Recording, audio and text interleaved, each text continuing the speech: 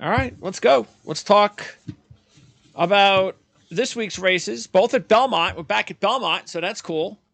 And we have two races. We're going to be talking about races 5 and 6 at Belmont. These are two of the top races of the day. The Man of War, it's a grade 1 race, and the Peter Pan, a grade 3. We'll start, obviously, with the 5th race. And this is, as I have just been re-educated, a very long race, almost as long as the mile and a half, which I don't like. So I just don't remember whether or not the 1 and 3/8 races are as bad as the 1.5 for me, but I guess we'll find out. There in this race we have, because there's only 8 horses. The odds are not great on a lot of them, but the favorite right now, the co-favorites, at least it looks like, are Warren Point and Red Knight. Do you agree with that, John? Those two horses being the two horses to beat, with Red Knight as a 9-year-old?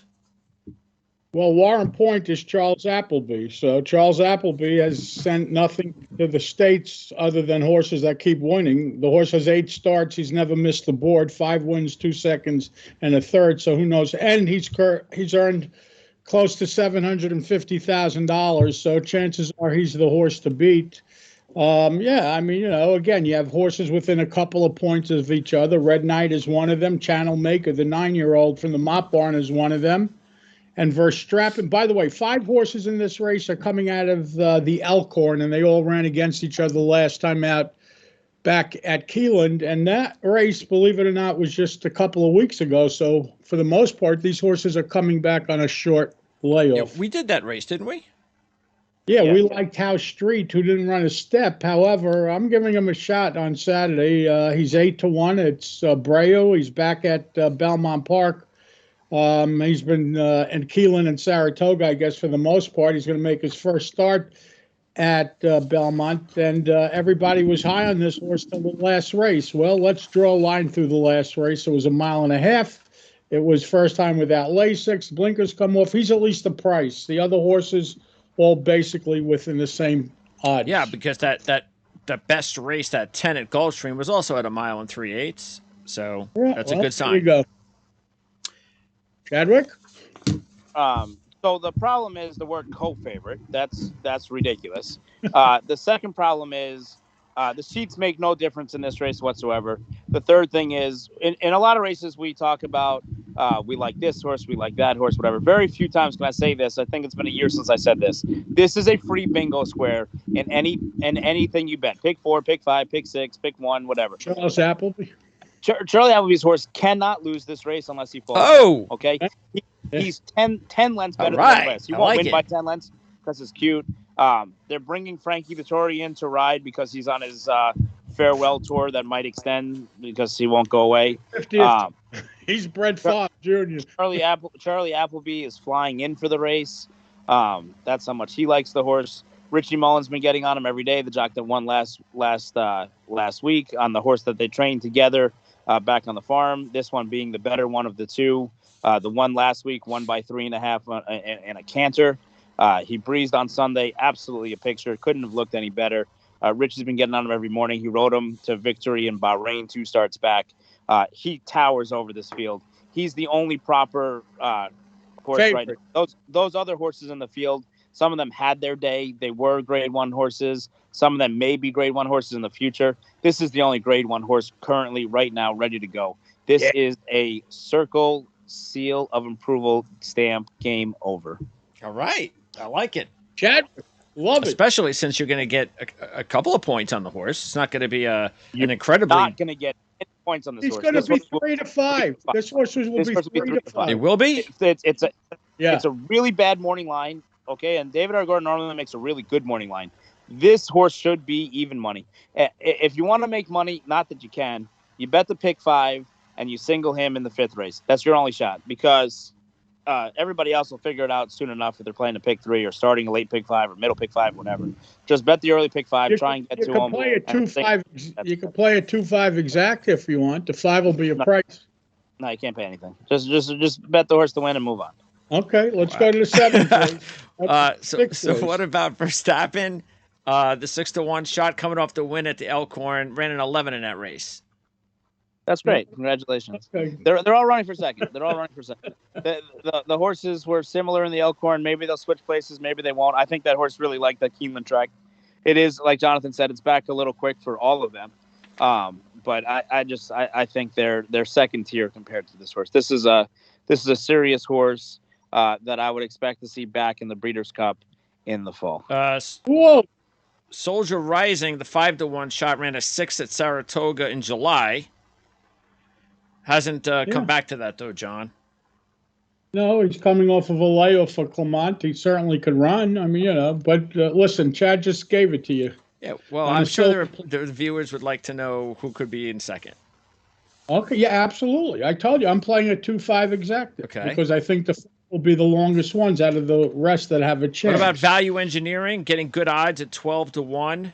Bad race last time out. I liked him last time against Vestman. He was horrible. The last two at Belmont, though, he ran 8s. Yeah, that's when Chad Brown was training him. Listen, the guy made a good claim, no question, or whatever. They bought him privately. They did well with the horse. He's okay. He's 12-1. Why not? Yeah, he started off well until that Elkhorn race. Yeah. So that's why the 12-1. That's a horse you can actually make some money, a little bit of money on an exacta. 2 over the 5 and 8. There you go. All right. Okay. Perfect. 2 over the 5 and 8. We're all happy. Okay. I like it. All right. Let's now move on to race number 6, the Peter Pan, mile and an eighth. And this is a race I noticed, John, there's like 3 horses that are off of bounced races, 2 that look like they're about to bounce. So there's a lot of bounces going on here. We just have to figure out the right horse. Odds wise, you've got you have Slip Mahoney at 4-1, Classic Catch at 9-2, and the favorite is Bishop's Bay, the horse that's 2 for 2, the Brad Cox trained horse who had a 10 and then a 13. Yeah, the 10 was first out sprinting. The 13 was first time going long in career start number 2. He's coming off of Lasix. Listen, he's the most likely winner in the race. I think he's going to run the 10 that he ran first out. And I don't think the 1 is going to run it. Where that race came from last time is beyond me. I couldn't possibly imagine a 5 coming. But the 1 horse actually did run a 5 last time. It was around 1 turn at Gulfstream. Now he stretches out to 2 turns. And he looks like he has to bounce. Chadwick? Bishop's Bay? Beautiful horse. Beautiful horse. I saw him schooling in the paddock this afternoon or late this morning. I'm not convinced he wants to go a mile and 8. I know the barn's high on him. I thought he kind of had things his own way last time out, and I would have liked him to be a little bit more impressive. Obviously, this is the next logical step. It makes sense. But I don't think that he's a layup in here. I think you have to use him in your multi-race tickets, and you use him in exactas and tries. But I'm not sure that he's a lock in this race. I'm not 100% sold on Bishop's Bay. I want to see one more. The first race when he won, he beat a horse named First Mission, who everyone out of that race wanted First Mission of the 2, and First Mission came back, broke his maiden, won the Lexington, and now is going to win the Preakness. I'm not sold right now on Bishop's Bay. I want to see one more. So as the favorite, I'll use him, but I'm not strong on him right now. All right. By the way, these are 3-year-olds. What are these 3-year-olds that just didn't have it? They weren't good enough. The timing wasn't right. They were probably a notch below, and they didn't earn enough points. Otherwise, if you look at this race, most of them were, got started a little bit later. A lot of them are 3-year-olds that are on the improve, and this race is the prep for the Belmont Stakes. So it's not like this is a race where you're like, oh, okay, these are just horses. More than likely the 1-2 finishers of this race will run in the Belmont Stakes in 4 weeks. Okay. Slip Mahoney, is this horse overrated? I hope not. Why is that? Because it's a gold square horse that they had something to do with the purchase. I mean, the horse was purchased for $150. He's made $146,000 so far in a young career. Not sure why that makes him overrated. He had 2 terrible trips last time out. I mean, if you watch the races in the Gotham, he missed the break, made up 18 lengths in the stretch to finish second in a Derby prep, and then he came back last time in the Wood with an even worse trip where he almost got thrown going into the first turn. His jock got elbowed 4 times in the ribs by Frankie Pennington, who ironically then broke 3 ribs in a spill last week. But at the end of the day, he's had excuses in both his bad races, and before that, he was a second, a winner. He got beat a neck by Tappet Trice, who went on to win 3 races in a row. I'm not exactly sure where that comment comes from. Is he overrated? I just came up with it. So again, that's why you need to explain everything that you did, because that's important, because people could look at this and they could see the sheet lines and they could see the results and they could see the 4-1. Sheet line is perfect. He keeps improving. But go ahead. Well, he did have the 17 at Gotham. But he's telling you there was an excuse. That's what I needed to hear. That's what this show's about. There you go. Explaining what information an average person like myself may not see. Okay. So is that your pick?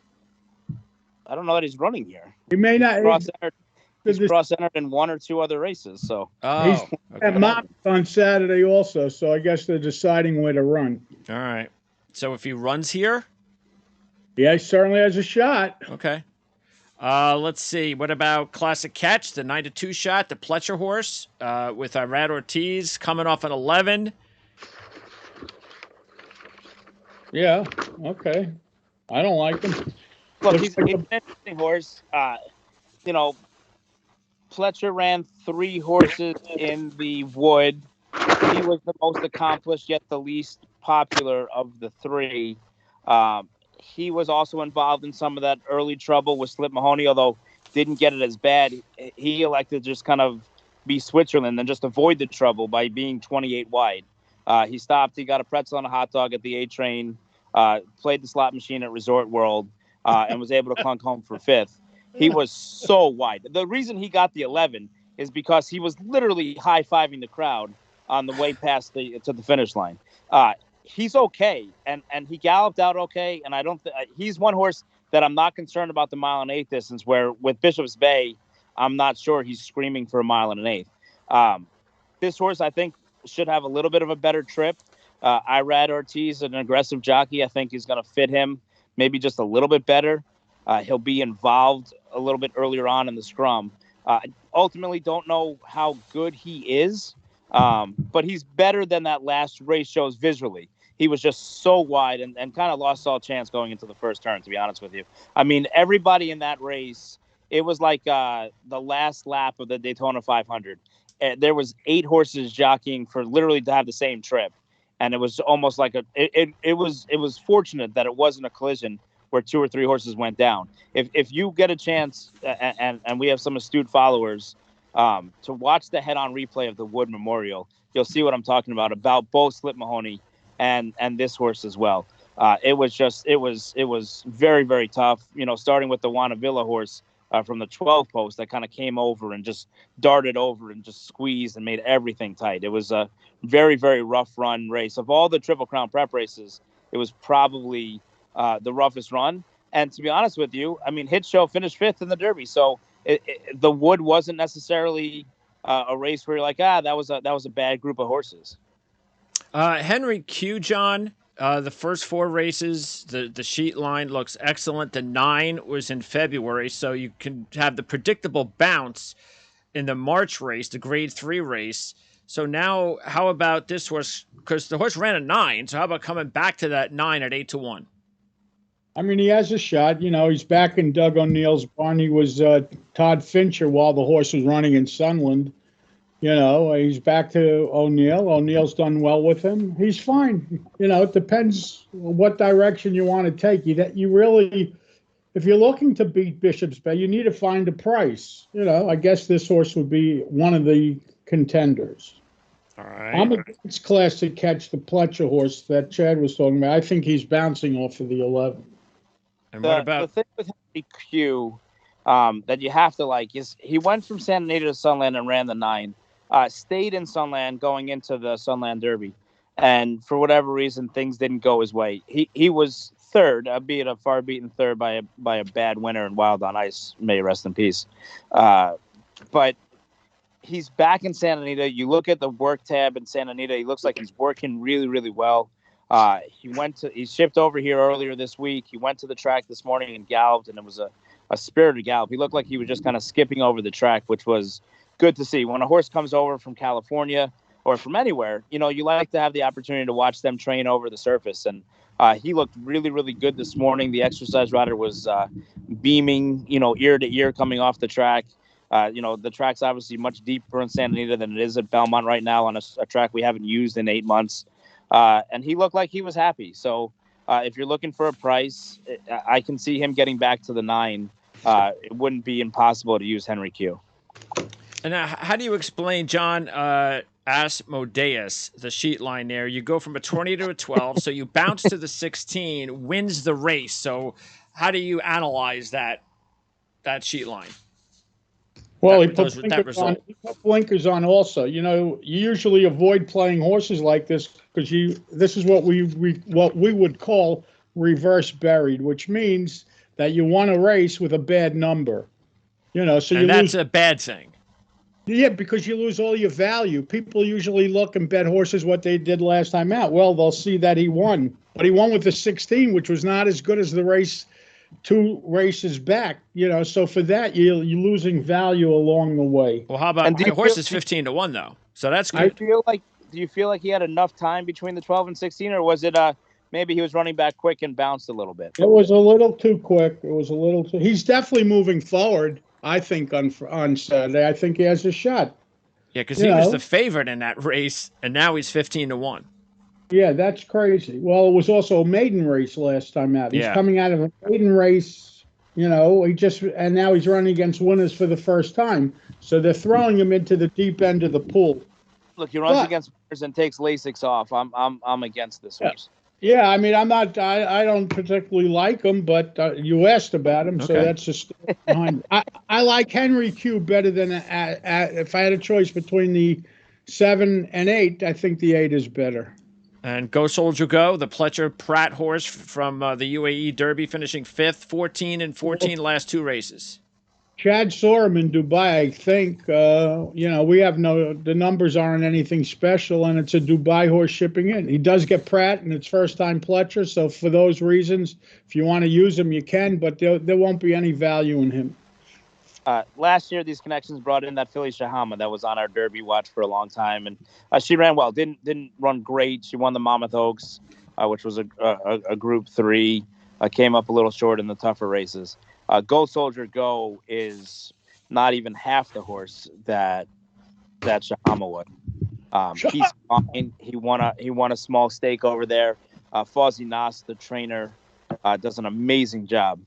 Sent the horse over to Todd. The horse actually got a horse on the same plane and van as that horse, so I can tell you exactly when the horse came in.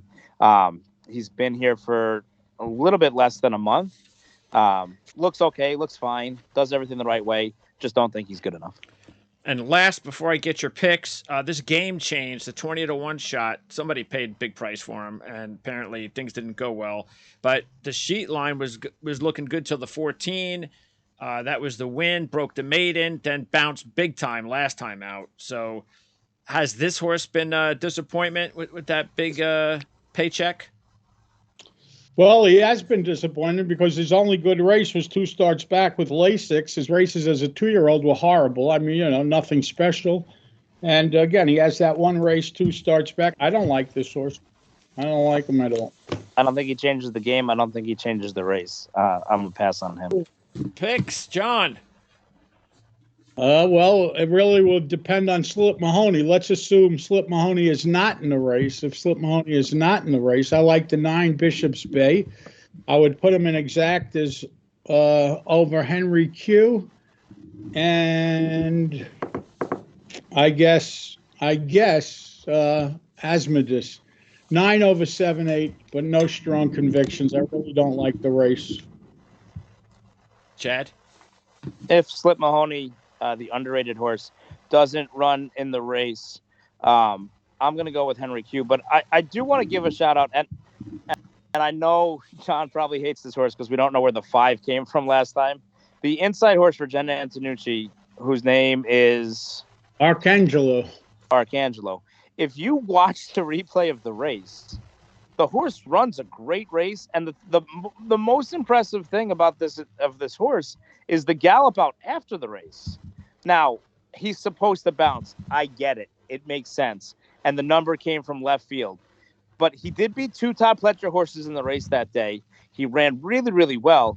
And if he bounces from a 5 to a 9 or a 5 to a 10, he could still win this race. So I'm going to go with Henry Q here. I think he rebounds. I think he's a horse with a bright future, and I think you have to use Bishop's Bay. But I'm gonna include Jen Antonucci's horse on my ticket because that last race visually was so impressive. And you can talk quickly on it, John, about where that number came from or whatever. I don't know if you can, but Okay. visually, I have no idea where it came from. Left field. All right, guys. I got to run. All right, John. Appreciate it. Thanks, Chad. We'll talk to you guys next week. All right. Thank you.